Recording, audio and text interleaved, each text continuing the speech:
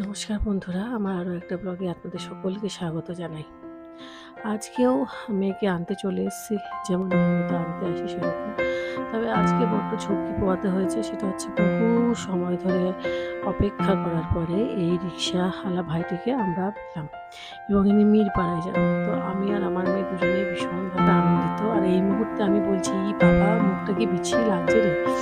আসলে ব্যাপারটা হয়েছে যে আমি ছাতা নিয়ে আসতে ভুলে গেছি এবং রাস্তাতে প্রচণ্ড রোদ। তো তারই কারণ যে একেবারে মুখখানিতে ট্যান পড়ে গেছে। তো যাই হোক, এ তো আমি কি আর বলি, এটা আমার স্বভাব যে ছাতা নিয়ে বেরোতে আমার খেয়াল থাকে না। তবে এবার থেকে বেরোতে হবে। আগের দিনের ব্লগে আমি দেখিয়েছিলাম যে বৃষ্টি হলে লিলুয়ার ঠিক কতখানি অসুবিধা হয়। হ্যাঁ, লিলুয়াবাসীদের তো অসুবিধা হয় বন্ধুরা, কিন্তু সেই সঙ্গে শুধু লিলুয়াবাসী কেন, ছোট ছোট বাচ্চা মেয়েদেরও কিন্তু কম অসুবিধে হয় না। এই যেমন ধরুন আমার বাড়ির গলি এবং এখানে জল জমে থাকে, একেবারে আমাদের বাড়ির সামনেটাতেই জল জমে থাকে। আর এই মুহূর্তে আমার মেয়ে যেখানে দাঁড়িয়ে জুতোটা খুলছে, সেইখানেও অতিরিক্ত বৃষ্টি হলে তত অবধিও কিন্তু জল উঠে যায়। তো এখন এটা ওরও অভ্যেস হয়ে গেছে। প্রথম ও যখন ছোট ছিল তখন এই জলটা দেখলে না ভয় পেত, কিন্তু এখন আর ভয় পায় না। ওই যে অভ্যেস, এটাই হচ্ছে সব থেকে বড় কথা। অভ্যেস হয়ে গেছে, জল দেখলে ভয় তো পাই না, উপরন্তু কিভাবে করে জলটা পেরিয়ে যেতে হবে সেটাও শিখে গেছে। আসলে ওই আর কি, পরিস্থিতির সঙ্গে কিভাবে চলতে হবে সেটা না কেউ শেখাতে পারে না বন্ধুরা। ওটা মানুষের সহজাত প্রবৃত্তি, মানুষ নিজেই শিখে যায়। ঠিক যেমন করে আমার মেয়েও শিখে গেছে, ঠিক সেরকম ভাবে।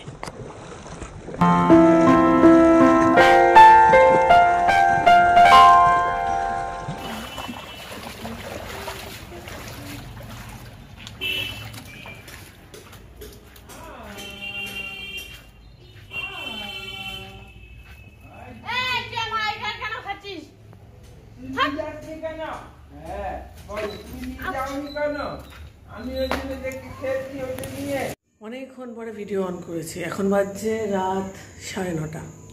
সবার খাওয়া দাওয়া হয়ে গেছে, মানে আমার ছেলে আমার হাজব্যান্ডের খাওয়া দাওয়া হয়ে গেছে। এবার শুধু আমরা বাকি। এবারে আমার রান্নাঘরের অবস্থা খুব খারাপ। কালকে আমি হেনা করবো, যেটা আমি হেনাও ভেজাবো। এখন রান্না হচ্ছে, বিশেষ কিছু রান্না নয়, ওই সিম্পল আর কি, খুবই সিম্পল রান্না, আলু আর ঝিঙে চচ্চড়ি। এই যে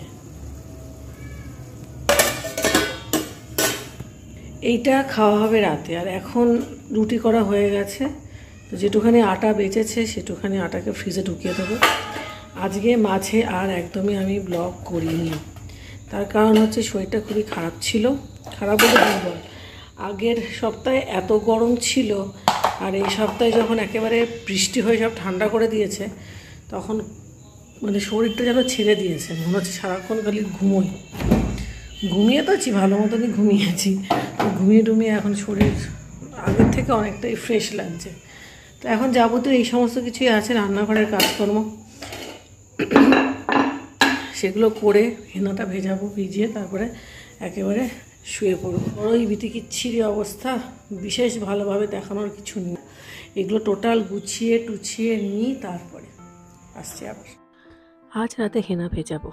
তরকারিটা প্রায় হয়ে এসছে, খুবই সাধারণ একটি রেসিপি। আমি বললাম কালো জিরে ফোড়ন দিয়ে ঝিঙে আলুর তরকারি। আর এখন চায়ের জলটা ফুটিয়ে ফেলেছি হেনাটা ভেজাবো বলে। আমার না একটা ভুল বরাবর হয়, আমি ঠিক জলের পরিমাণটা বুঝতেই পারি না। যেমন দেখুন আজকেও একই জিনিসই হয়েছে। জলটা দিয়ে দেখলাম যে আরেকটুখানি চায়ের লিকার হলে হয়তো ভালো হতো। তো কী আর করবো, সেই মুহূর্তে জল দিয়ে আবারও একটু জল অ্যাড করে ফেললাম। পরের দিনই শনিবার, অর্থাৎ আপনারা শুক্রবারের ব্লগটা দেখছেন আর কি, কিন্তু আমি আপলোড করব মানে যেদিনকে আপনারা এই ব্লগটা দেখবেন সেদিনকে হয়তো বৃহস্পতিবার হবে। তো এটা হচ্ছে আগের সপ্তাহের ব্লগ। ওই আর কি, আমি তো বরাবরই একটু পিছিয়েই থাকছি, কী আর বলবো বলুন। তো যাই হোক বন্ধুরা, ফিরে আসছে আবার ব্লগে।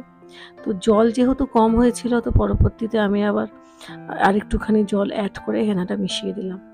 এইবার আর হিমালয়ের হেনাটা আমি পাইনি, আমি হার্বির হেনাটা ইউজ করছি। তাও ভালো, খারাপ না, ভালোই লেগেছে এবং চুলেও যথেষ্ট পরিমাণ রঙও ধরেছে। একেবারেই চায়ের লিকারের যে রঙটা তৈরি হয়েছে, একদমই সেই রঙটা।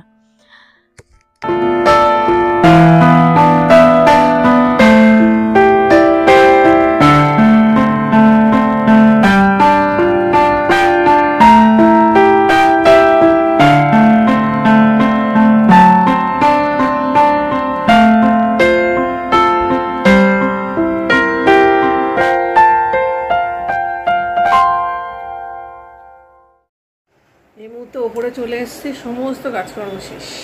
আর আমার ফোনে এক ফোঁটা চার্জ নেই, চার্জার হাতে নিয়ে কথা বলছি। আর আমার কন্যারানী ঘুমিয়ে পড়েছে, পড়তে পড়তে ঘুমিয়ে পড়েছে, এত পড়েছে ঘুমিয়ে পড়েছে। যাই হোক, ওই আর কি, সবাই ক্লান্ত, বুঝতে পারছেন তো। এখন সত্যি শুয়ে পড়বো। যাই হোক, আজকে ব্লগটা কেমন হলো আমি জানি না, একটু আতখ্যাচড়াও হতে পারে। আর আজকে আমি ঠাকুরের এই জন্য এই কাপড়খানি নিয়ে এসেছি, লালটাও আছে, অল্টার করে বাঁধবো বলে নিয়ে এসেছি আর কি।